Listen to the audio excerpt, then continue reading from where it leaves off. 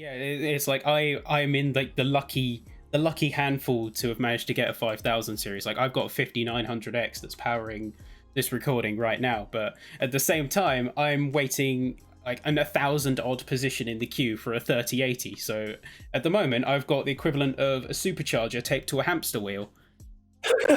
Ah, nice. Yeah. Yeah, I managed to get a 5900X, which I will be putting in my system at some point. Keep forgetting. I've got a 3900X, so it's hardly an insane upgrade. But yeah, I didn't dare look at graphics cards because they're just not available, and nah. So I ordered mine pretty much like near launch day. It was the tough 3080 non OC, and I'm still a queue position 1100 odd, and it's crazy to me. It's been Yikes. so long. Yeah. I mean, do you have any perspective on the shortages at the moment? Yeah, so from the CPU perspective, the immediate reason why the 5900X and the 5950X are out of stock is the way that AMD designs their CPUs. They're based on chiplets, so each of the core dies, as opposed to the IO die, will either have at this point 6 or 8 cores on it, and if because the both the 5900X and the 5950X are two chiplet core processors versus single chiplet for the 5600 and 5800X, AMD essentially has a choice there: manufacture two 5600 or 5800Xs from two 8-core, 6-core core chiplets, or manufacture one 5950X or one 5900. So that's why the lower end ones are in stock, but the upper two aren't. But the reason why the lower end ones are in stock at all is mostly just down to physical size. Those chiplets are, like the size of a fingernail. They're pretty small. Yeah, so you can. In fact, they're actually small on that. But you can. So on a how big are they? 300 mil wafer, 500 mil wafer, whatever size wafer you've got. When you're manufacturing those chips, you can fit hundreds of those core dies on a single wafer, and therefore manufacture 100 CPUs from a single die, rather than the new GPUs, which are massive bits of silicon. Like they are 600 millimeters squared or something. Yeah, I think it's about 500 to 600 millimeters squared for the higher SKUs. Yeah, so like you can only fit 10 of those on a wafer or whatever, right? So and especially in the effective range, because anything more than the width you can't make use of anyway, because they won't be complete chips. But so you can only manufacture whatever 10 of those or whatever per wafer. And so if you buy in a quantity of wafers, so if you buy 10,000 wafers, well, then you can manufacture 100,000 GPUs, or you can manufacture 10 million CPUs. That's the reason why there is a discrepancy between the CPUs are now back in stock, at least for the lower end two, versus the GPUs that are still potentially months away from being in development. I suppose on the development note, this isn't necessarily an all-out supply chain or silicon manufacturing problem. It was a forecasting problem. So people like AMD and NVIDIA normally have to make the decision of how many chips to order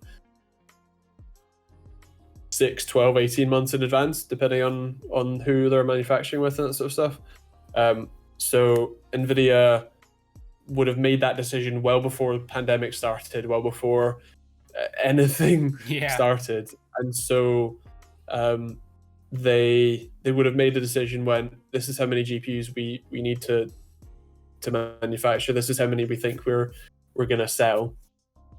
And they're in a comfortable position right now, right? Because the only like consumer rage that is available is because there isn't enough of them, and that's the consumer rage you want.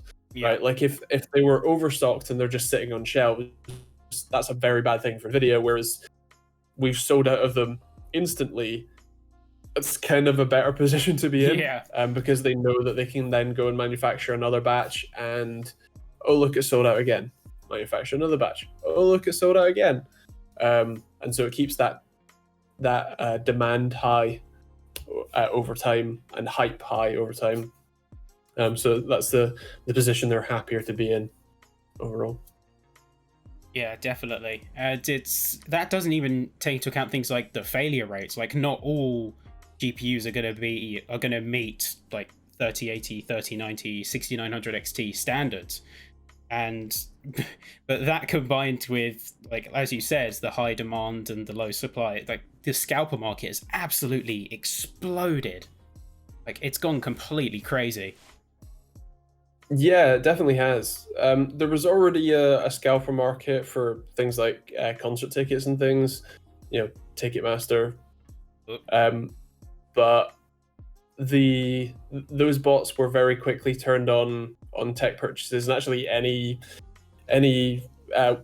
product that is clearly has high demand and therefore a chance of a higher resale value, because it's basically free money for those scalpers. It's you train bot to buy product. They buy product, gets sent to a warehouse, or your house or whatever. You keep it in a shed, who cares? And then you sell it for potentially double its asking price. You cover some insured shipping, and on a £2,000 graphics card, if it's a 3090, and someone that I would call idiot pays £4,000 for one, yeah, you've just made, call it 1,500 on a very bad day. Yeah. For no real effort on your part. So I can understand why they're doing it. It doesn't mean that I don't hate them for it. Yeah. But yeah, I would definitely like to see more, let's say, restrictions in place, more checks, more Cloudflare, more bot, like anti-spam features built into those sorts of e-commerce sites. Obviously, the limiting to purchase one, and doing it more intelligently than just you can only have one in your basket at a time. Cool, well, I'll just get my bot to fill out 100 baskets, but to the same address. Well, that's Yeah. you got to check the addresses and stuff. And I know that some companies were deliberately, I think it was Overclock UK who I spoke to, they said they were holding back shipping orders until they manually verified that the address wasn't one that they'd seen before, or something like that. Don't quote me on that, but Yeah. they were manually checking through orders of those or high demand items to make sure that it wasn't going to scalpers, it wasn't going to people who use bots to buy it. It was going to genuine gamers. Yeah. But no, on the note of Overclockers UK, two things actually. First off, I think what they employed a very clever tactic, which was listing the 3070 launch under 3D printers. So yeah, for a good time, that did throw off the bots until they caught on. So that was a clever tactic. But the other main point I want to hit on is the blame shouldn't reside on the retailers. Like, I've scoured the forums, like I've lurked on specifically the OC UK forums for a good couple months, sort of as a kept track of order, etc.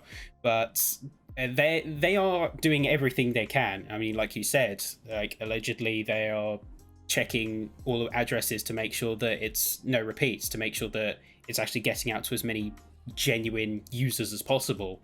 So retailers are doing everything they can. It's like they're at the mercy of like further up the supply chain. I think we actually made a point of that in our first episode. But yeah, it's definitely a difficult situation to negotiate. Like, there's no right answer. I mean, the companies are loving it because everyone's clamoring for their products left, right, and center, and they'll do anything they can to get them. But yeah, it's not the greatest situation for us lowly humans at the bottom end.